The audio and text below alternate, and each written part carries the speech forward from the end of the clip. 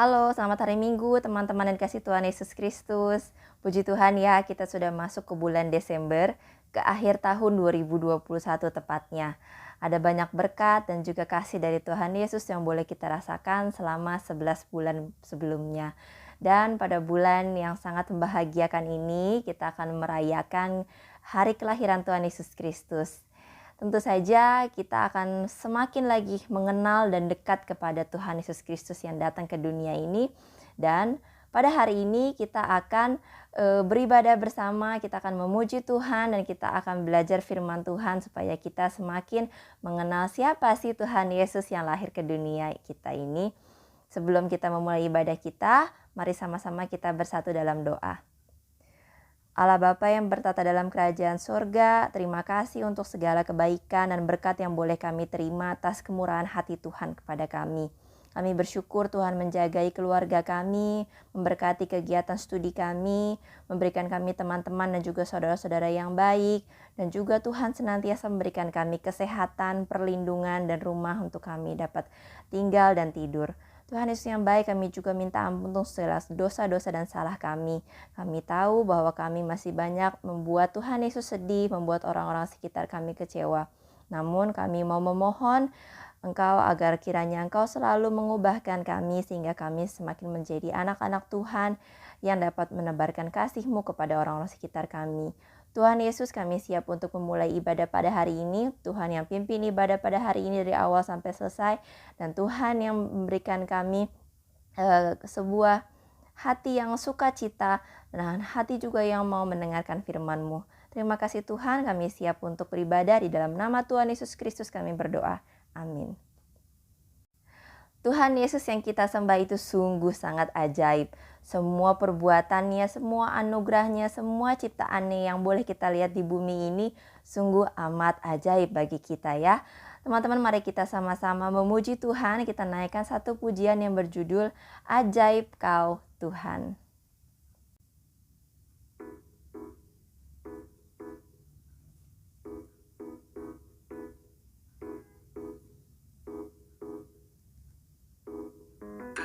Yang kebesaran-Mu dan tak terbanding kekuatan-Mu Tuhan. Kau megah bagiku. Segenap jiwa dan pengharapan telah ku serahkan untuk rencana-Mu Tuhan. Kau Raja atasku. Hanya Kau yang layak ditinggikan.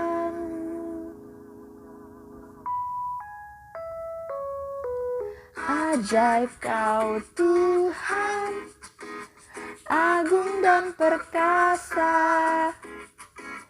Kau sumber kemenanganku, layak berkuasa, memerintah selamanya.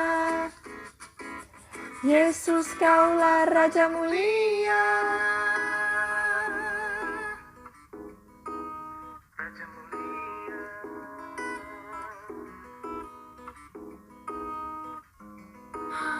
Tak terbayang kebesaran-Mu dan tak terbanding kekuatan-Mu Tuhan. Kau megah bagiku. Segenap jiwa dan pengharapan telah ku serahkan untuk rencana-Mu Tuhan. Kau Raja atasku. Hanya Kau yang layak ditinggikan.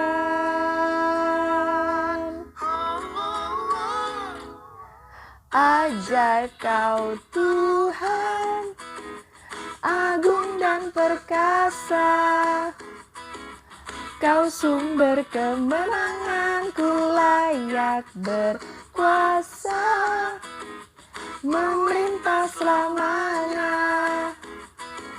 Yesus, Kaulah Raja mulia. Ajaib Kau Tuhan, agung dan perkasa.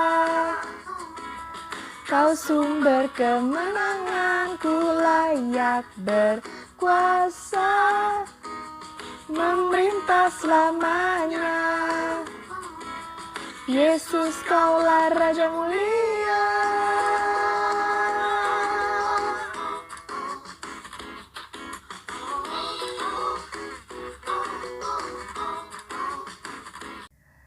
Ajaib Kau Tuhan, ajaib Tuhan kita, ajaib Raja kita yang bertahta di kerajaan sorga memerintah selamanya. Kekuasaannya, perbuatan tangannya yang kita lihat setiap hari sampai saat ini sungguh sangat mengagumkan.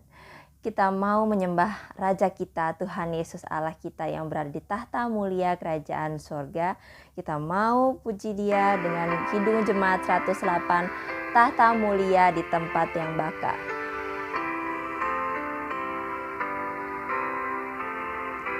Tahta mulia di tempat baka, Kau tinggalkan ya Tuhanku. Tapi tiadalah tempat yang lega menjelang kelahiranmu. Hatiku ya Tuhan Yesus, jadikanlah rumah-Mu.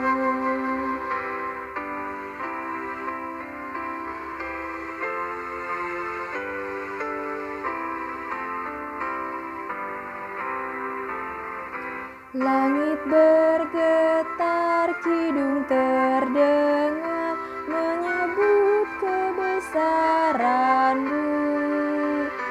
Tapi adakah yang lebih rendah daripada palungan-Mu? Hatiku ya Tuhan Yesus, jadikanlah rumah-Mu.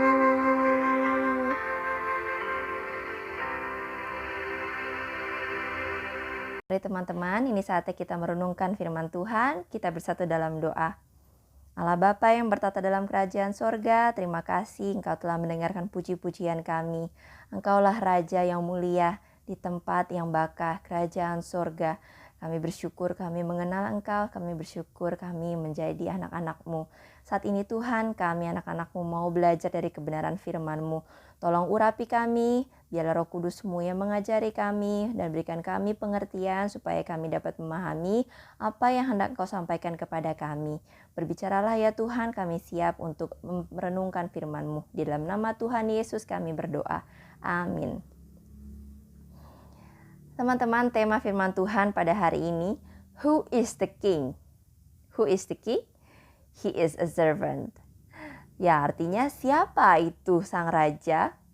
Ya, sang raja itu adalah seorang pelayan. Mengapa kita bertanya mengenai siapa raja itu? Betul, karena identitasnya adalah seorang raja.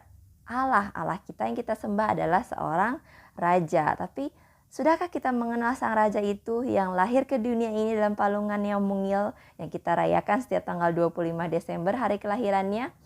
Yuk teman-teman, hari ini kita akan belajar sesuatu yang spesial supaya kita semakin lebih kenal lagi sama Tuhan kita sang raja.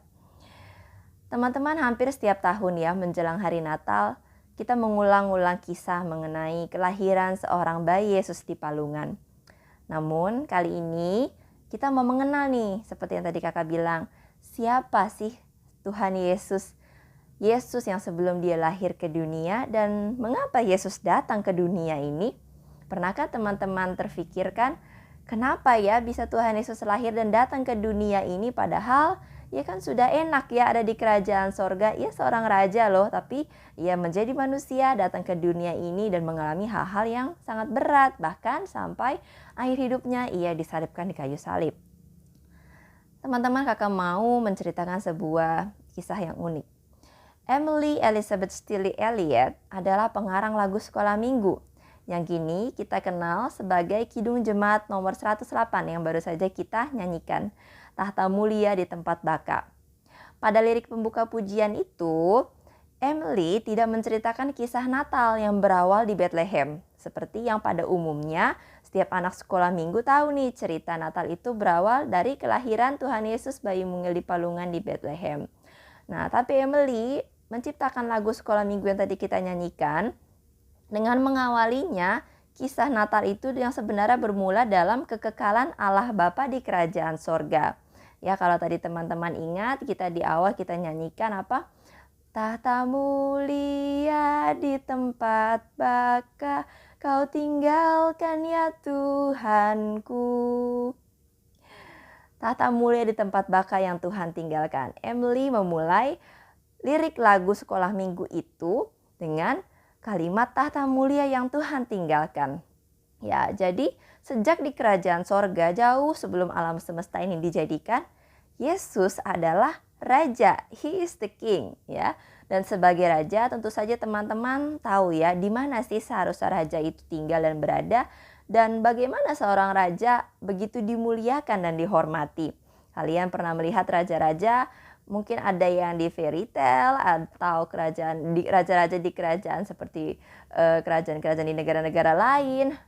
Seorang raja sangat amat dihormati dan tentunya tinggal di sebuah istana yang sangat megah. Ya, jadi yang perlu kita ingat sebelum kita memulai perenungan firman Tuhan pada hari ini, Yesus yang lahir ke dunia ini sejatinya ia adalah seorang raja. Lalu siapa Yesus sang raja ini sebelum dia datang ke dunia? Ya, Yesus itu adalah Allah. Pada bulan perayaan kelahiran Yesus ini, teman-teman dan juga kakak akan mengenal sang raja jauh sebelum kelahirannya sebagai anak manusia. Dan kita akan sama-sama mengenal 4 ciri Yesus sebagai Allah yang mendasari kerelaan hatinya Tuhan Yesus nih untuk turun ke dunia dan apa yang ia rela tinggalkan untuk datang bagi manusia. Ya, ciri yang pertama yang membuktikan Yesus adalah Allah yang melayani. Ya, kita sama-sama baca di Filipi 2 ayat yang kelima. Hendaklah kamu dalam hidupmu bersama menaruh pikiran dan perasaan yang terdapat juga dalam Kristus Yesus.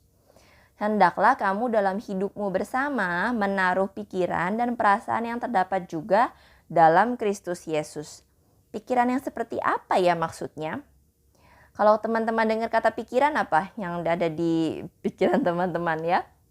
Pikiran bisa perspektif, ya, cara pandang atau sikap, karakter atau mungkin imajinasi, perilaku, kepintaran. Ya, banyak maknanya ya. Tapi kali ini yang akan kita bahas mengenai pikiran yang ada dalam kalimat Filipi 2 ayat yang kelima. Pikiran yang terdapat juga dalam Yesus adalah mengenai pola pikirnya nih. Pola pikir Yesus seperti apa? Pola pikir Yesus sebagai Allah. Ya, pola pikir Yesus sebagai Allah. Di sini ada gambar Yesus Kristus sang pelayan. Pola pikir Yesus sebagai Allah. Apa itu pola pikir Yesus sebagai Allah? Allah memiliki hati hamba dengan jiwa yang rela berkorban. Sekali lagi kakak ulang, pola pikir Yesus sebagai Allah apa? Memiliki hati hamba dengan jiwa yang rela berkorban. Ini kalimat yang mengagumkan. Kita tadi nyanyikan di pujian awal pembuka ibadah kita, ajaib kau Tuhan ya, Raja yang memerintah selamanya, yang berkuasa. Dari 4 ciri yang akan kita bahas selama sebulan ini mengenai sang Raja yang lahir ke dunia ini, ternyata yang ciri yang pertama bukan seseorang yang berkuasa, yang kaya raya, yang tinggal di istana seperti raja-raja pada umumnya. Tapi justru Allah yang melayani, ia memiliki hati seorang hamba dengan jiwa yang rela berkorban. Ciri yang pertama dimulai dari kerendahan hatinya sebagai hamba. Teman-teman mungkin ingat peristiwa Yesus ya yang membasuh kaki murid-muridnya. Kita baca di Yohanes 13 yuk. Yohanes 13 ayat 1, 4 sampai 5, 12 sampai 17. Yuk kita sama-sama buka. Yohanes pasalnya yang ke-13. Ya, kita mulai dari ayat 1. Yesus membasuh kaki murid-muridnya. Akan bacakan dari ayat yang pertama. Sementara itu sebelum hari raya Paskah mulai, Yesus telah tahu bahwa saatnya sudah tiba untuk beralih dari dunia ini kepada Bapa. Sama seperti ia senantiasa mengasihi murid-muridnya, demikianlah sekarang ia mengasihi mereka sampai pada kesudahannya. Mereka sedang makan bersama. Dan iblis telah membisikkan rencana dalam hati Yudas Iskariot, anak Simon, untuk mengkhianati Yesus. Ya, lalu kita lanjut ke ayat yang keempat. Lalu bangunlah Yesus dan menanggalkan jubahnya. Ia mengambil sehelai kain lenan dan mengikatkannya pada pinggangnya. Kemudian ia menuangkan air ke dalam sebuah basi dan mulai membasuh kaki murid-muridnya. Lalu menyekanya dengan kain yang terikat pada pinggangnya itu. Kita lompat ke ayat yang ke-12 sampai 17. Sesudah ia membasuh kaki mereka, para muridnya, ia mengenakan pakaiannya dan kembali ke tempatnya lalu berkata kepada mereka, "Mengertikah kamu apa yang telah kuperbuat kepadamu? Kamu menyebut aku guru dan Tuhan, dan katamu itu tepat, sebab memang akulah guru dan Tuhan. Jadi, jikalau aku membasuh kakimu, aku yang adalah Tuhan dan gurumu, maka kamu pun wajib saling membasuh kakimu, sebab aku telah memberikan suatu teladan kepada kamu, supaya kamu juga berbuat sama seperti yang telah kuperbuat kepadamu. Aku berkata kepadamu, sesungguhnya seorang hamba tidaklah lebih tinggi daripada tuannya, ataupun seorang utusan daripada dia yang mengutusnya. Jikalau kamu tahu semua ini, maka berbahagialah kamu jika kamu melakukannya." Ya, di ayat yang ke-15, Yohanes 13 ayat yang ke-15 dikatakan, "Sebab aku telah memberikan suatu teladan kepada kamu, supaya kamu juga berbuat sama seperti yang telah kuperbuat kepadamu." Ya.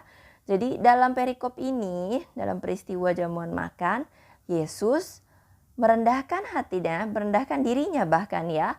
Padahal dia sudah dipanggil Tuhan, dia sudah dipanggil guru, tapi ia mengambil peran sebagai seorang hamba yang lebih rendah daripada orang-orang lain untuk membasuh kaki murid-muridnya. Tangannya sendiri loh yang langsung membasuh kaki murid-muridnya. Dan ini perbuatan yang sangat mengagetkan tentunya untuk para murid-muridnya. Kok mau ya Tuhan dan guru kami yang harusnya derajatnya lebih tinggi daripada kami seorang murid, tapi ia mengambil peran sebagai seorang hamba dan membasuh kaki para muridnya. Pada zaman dahulu, umumnya seorang budak, seorang hamba yang harus melakukan peran seperti ini, mencuci dan juga membasuh kaki para tuan-tuannya. Nah, ini Tuhan Yesus memberikan teladan yang luar biasa ya buat murid-muridnya. Sebelum lebih lanjut lagi kita mengenal Yesus sebagai seorang hamba ini, seorang pelayan ini, kita perlu memahami nih siapa dan apa sih yang dilakukan oleh seorang hamba. Yang pertama ini ya teman-teman, hamba di Kamus Besar Bahasa Indonesia dikatakan atau diartikan sebagai seorang abdi, budak belian, ya budak. Yang kedua, kalau pelayan, seorang yang melayani dan membantu. Budak itu dibeli, ya dipekerjakan, diupah. Bahkan seorang budak itu kehilangan hak atas dirinya, dia tidak bisa untuk mengatur dirinya sendiri dan mengerjakan persis apa yang diperintah sama tuannya. Lalu seorang pelayan bertugas membantu, taat dan tidak berbantah-bantahan kepada tuannya. Apa yang dikerjakannya adalah dengan kerelaan hatinya untuk menolong. Dan di sini Yesus mengambil peran sebagai seorang hamba yang melayani, yang membantu, yang menolong, yang taat kepada Allah Bapa di sorga sebagai Bapanya dan mengerjakan dengan kerelaan hatinya untuk menolong orang-orang di sekitarnya. Ya, jadi di Markus 10 ayat 43 sampai 45 Yesus berkata demikian. "Barang siapa ingin menjadi besar di antara kamu, hendaklah ia menjadi pelayanmu. Dan barang siapa ingin menjadi yang terkemuka di antara kamu, hendaklah ia menjadi hamba untuk semuanya. Karena anak manusia juga datang bukan untuk dilayani, melainkan untuk melayani dan untuk memberikan nyawanya menjadi tebusan bagi banyak orang." Jadi Allah, ya Yesus yang lahir ke dunia, sebelum kelahiran ini pun sudah tahu bahwa kelahiran anak manusia atau kelahiran Tuhan Yesus Kristus ke dunia ini memang datang bukan untuk dilayani, bukan untuk memerintah orang-orang, bukan untuk berada di kasta yang paling tinggi sehingga bisa menyuruh-nyuruh orang banyak dan memiliki banyak pengikut.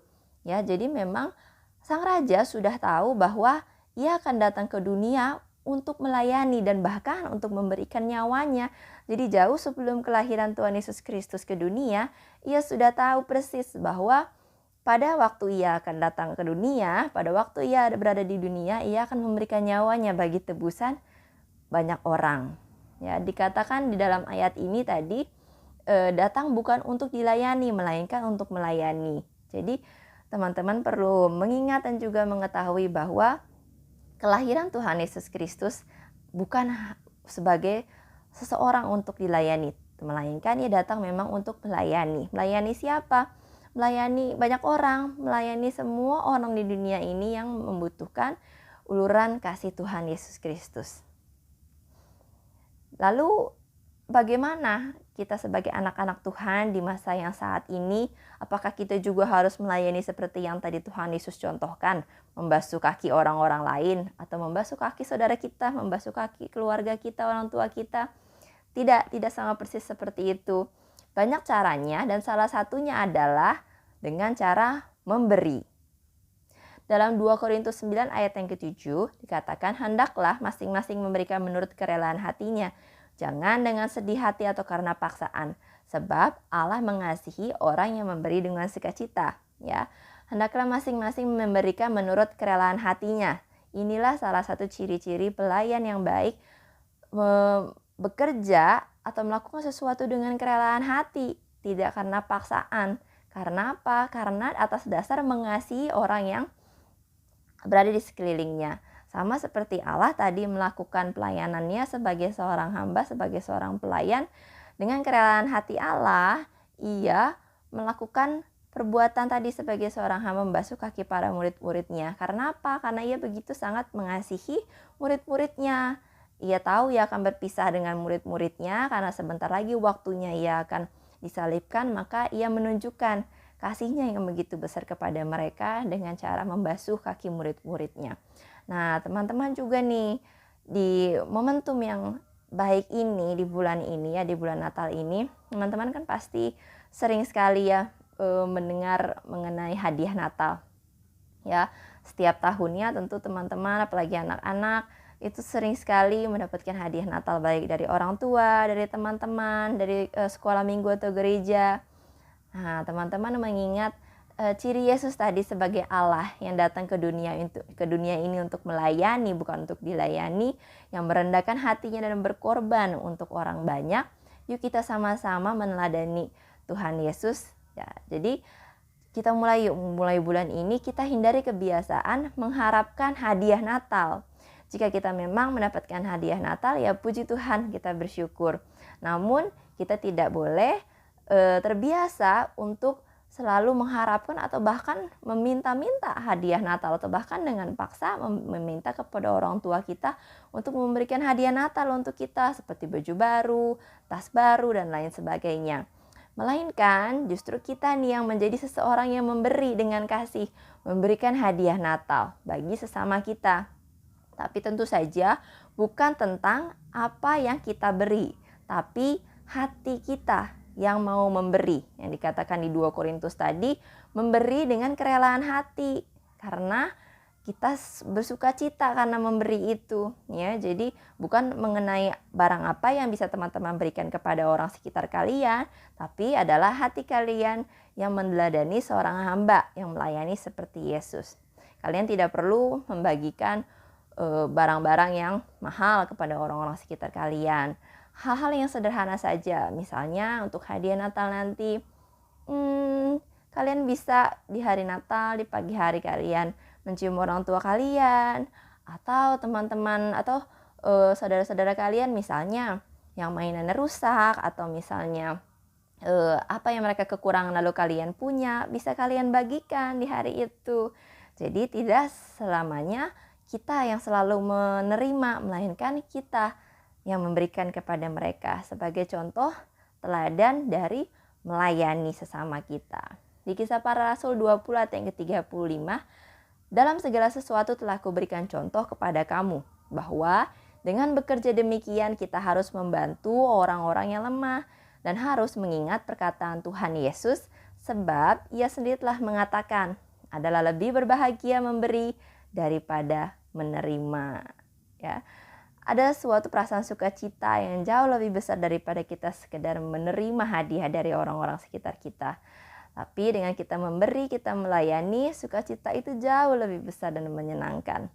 Kakak harap teman-teman semuanya, kita semua sama-sama bisa mulai tahun ini merefleksikan teladan kasih Tuhan Yesus yang lahir sebagai anak manusia yang melayani, yang memberi, yang memiliki hati seorang hamba. Jadi mari teman-teman, kita mau katakan hari ini, aku mau melayani. Teman-teman, untuk menutup perenungan kita pada hari ini, kita nyanyikan pujian melayani lebih sungguh. Lebih dulu melayani kepadaku, melayani lebih sungguh.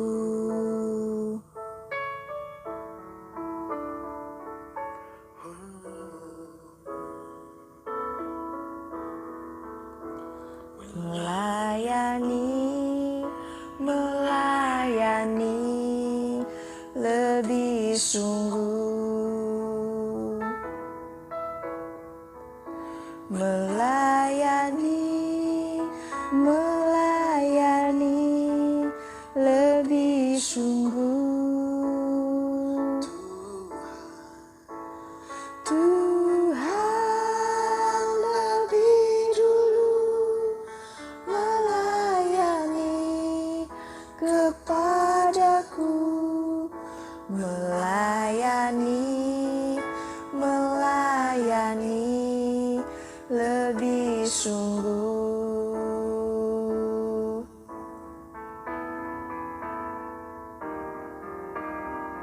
Mengasihi lebih sungguh. Mengasihi lebih sungguh. Mengasihi lebih sungguh. Tuhan lebih dulu mengasihi kepadaku, mengasihi lebih sungguh.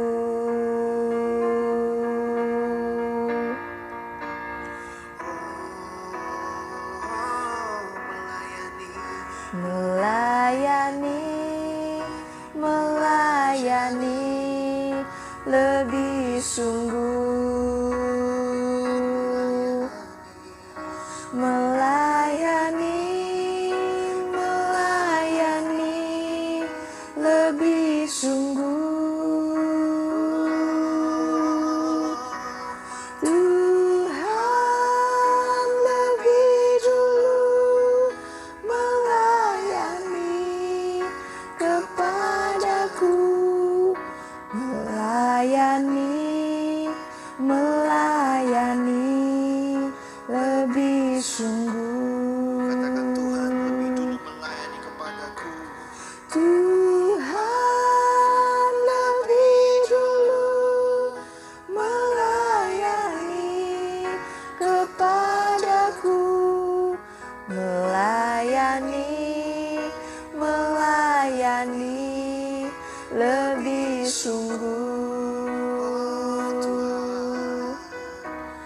Tuhan lebih dulu melayani kepadaku, melayani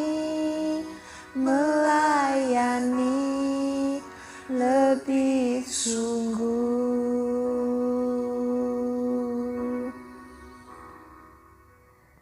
Mari teman-teman, kita sama-sama tundukkan kepala, kita mau bersatu dalam doa. Allah Bapa yang bertata dalam kerajaan sorga, terima kasih untuk firman dan kebenaran-Mu yang telah Engkau sampaikan kepada kami. Terima kasih Tuhan, Engkau telah datang ke dunia ini, memiliki hati seorang hamba, melayani semua umat manusia. Engkau telah menebus kami daripada maut. Kami bersyukur kami punya teladan yang sungguh luar biasa, sehingga pada hari ini kami mau sama-sama belajar untuk melayani seperti Tuhan yang melayani lebih dulu kepada kami. Kami mau memiliki hati seorang hamba yang punya kerendahan hati dan juga rela berkorban untuk menolong dan membantu sesama kami. Dan kami juga mau belajar untuk terus memberi kepada mereka yang membutuhkan dan Engkau mengajari kami supaya kami dapat mengasihi tanpa batas. Terima kasih Tuhan Yesus, kami berdoa untuk seluruh anggota keluarga kami, orang tua kami, biarlah Engkau berikan kesehatan, kekuatan, dan juga Engkau pimpin segala usaha dan aktivitas mereka. Kami juga berdoa untuk kakak adik kami, teman-teman kami dimanapun mereka berada. Kiranya Tuhan juga menyertai, Engkau menjagai, memberikan kesehatan, memberkati sekolah mereka, dan senantiasa memberikan mereka sukacita. Kami berdoa ya Tuhan supaya kami dapat menjadi anak-anak Tuhan yang dapat menjadi teladan, yang dapat menjadi teladan kasih bagi orang sekitar kami. Dan kami dapat tumbuh menjadi anak-anak yang cinta kepada Tuhan Yesus.